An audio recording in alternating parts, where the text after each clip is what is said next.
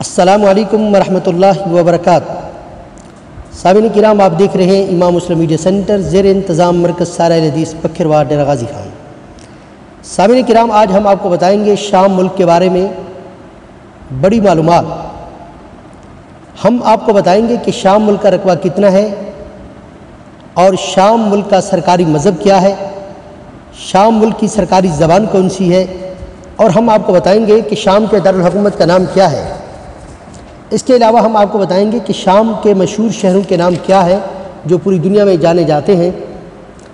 اس طرح یہ بھی بتائیں گے کہ شام کی کون سی کرنسی ہے، شام میں معدنیات کیا ہیں، اور شام میں کون سی زرعی پیداوار ہوتی ہیں۔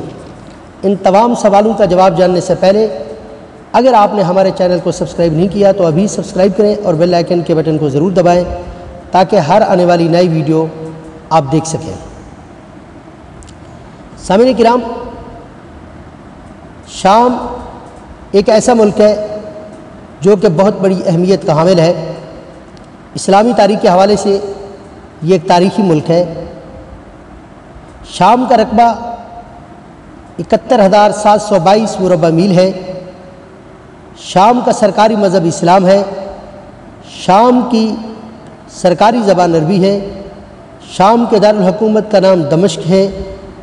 شام کے مشہور شہروں کے نام دمشق، حمص، حلب۔ شام کی کرنسی شامی پاؤنڈ ہے۔